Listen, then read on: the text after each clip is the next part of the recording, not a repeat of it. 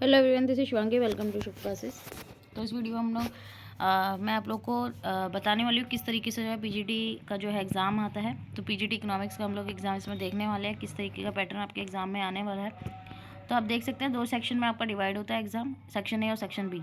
Section A में आपका general awareness, general intelligence और रीजनिंग आएगी, ठीक है। और न्यूमेरिकल एबिलिटी आपकी, test of language, Hindi English दोनों आएंगे, ठीक है।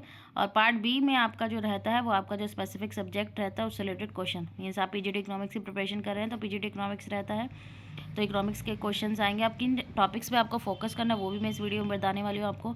0.25 मार्क्स जो है वो नेगेटिव मार्किंग रहती है। अगर आपका क्वेश्चन गलत होगा तो आपके 0.25 मार्क्स जो सही वाले हैं उसमें से कट आउट हो जाएंगे, ठीक है। तो ये तो आपका सेक्शन ए है, general awareness.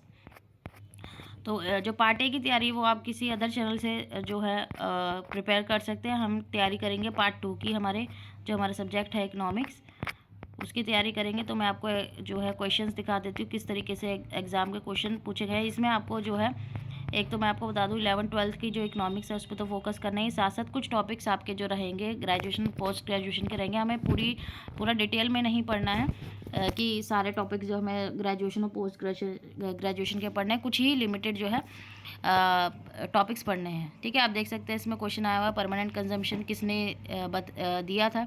Cob Douglas production function से आया हुआ question. Speculative demand for money, oligopoly, ठीक है। ये तो हमने उसमें भी पढ़ा है, ये हमने 12th क्लास में ISLM का जो हमने ग्रेजुएशन पोस्ट ग्रेजुएशन दोनों में ही पढ़ा है।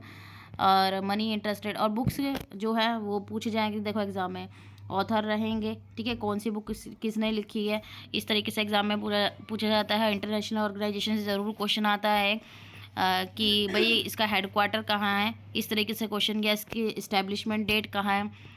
तो law of demand, law of supply, ये हमें करने होंगे अच्छे से। मतलब 11th-12th तो हमें अच्छे से पढ़नी है। और जो डिफरेंट डिफरेंट योजना जो गवर्नमेंट के द्वारा चलाई जाती है, करंट वाली और कुछ जो ओल्ड रहेंगी, जो इंपॉर्टेंट रहेंगी वो हमें डिस्कस करनी पड़ेंगी।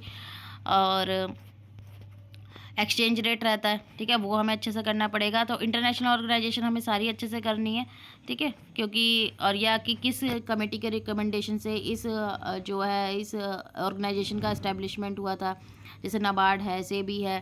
तो इनके जो हमें डेट्स हैं, ठीक है, जो इंडियन ऑर्गेनाइजेशन है और जो साथ साथ इंटरनेशनल ऑर्गेनाइजेशन है, दोनों के ही जो डेट्स और एस्टेब्लिशमेंट डेट्स हैं और जो उनके हेडक्वार्टर्स हैं, ठीक है, या फिर किसी कमेटी के रिकमेंडेशन से उनका जो है उनकी स्थापना हुई थी, तो वो हमें ध्यान रखना पड़ेगा।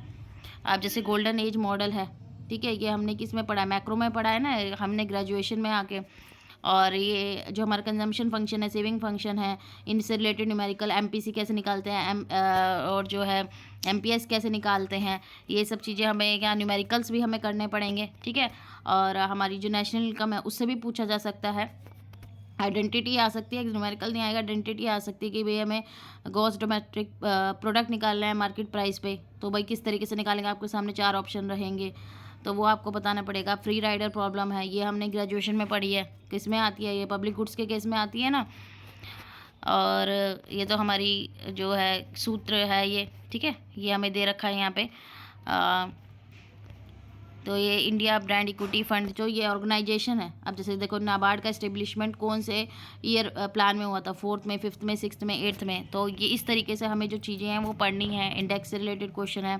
अब देखो रेट एट विच आरबीआई, अब जैसे आरबीआई है इंडियन ऑर्गेनाइजेशन है, भाई हमारा जो सेंट्रल बैंक है वो आरबीआई है, ठीक है। अब देखो जिस रेट पे जो बैंक है लैंड करता है आरबीआई को money, the rate at which banks lend to RBI, ठीक है। तो वो बैंक रेट है, रेपो रेट है, रिवर्स रेपो रेट है, इंटरेस्ट रेट है, कौन सा है, ये हम सब चीज़ें जो है डिटेल में पढ़ेंगे। तो कुछ चीज़ें हमें जो है ग्रेजुएशन की पढ़नी है, पहले 11th-12th को अच्छे से पढ़ना है डिटेल में जाके, क्योंकि मोस्टली जो है वहीं से पूछा जाएगा। फिर ग्रेजुएशन के और जो पोस्ट ग्रेजुएशन के जो टॉपिक्स रहेंगे वो हम करेंगे। बाकी जो अदर वाले जैसे जो भी मैंने आपको ऑर्गेनाइजेशंस बताई हैं इंटरनेशनल और इंडियन वाली, वो हमें करनी है। अब जैसे एवरग्रीन रिवोल्यूशन किसके द्वारा दी गई, हिस्टोग्राम, ठीक है। स्टैटिस्टिक का पार्ट आ गया, तो स्टैटिस्टिक्स से भी बहुत छोटे छोटे क्वेश्चन भी आपसे पूछे जा सकते हैं। तो हमें 11th-12th को पहले हम अच्छे से कवर करेंगे और देन फिर हम जो ग्रेजुएशन और पोस्ट ग्रेजुएशन के जो टॉपिक्स हैं वो हम कवर करेंगे, ठीक है। तो ये क्वेश्चंस हैं।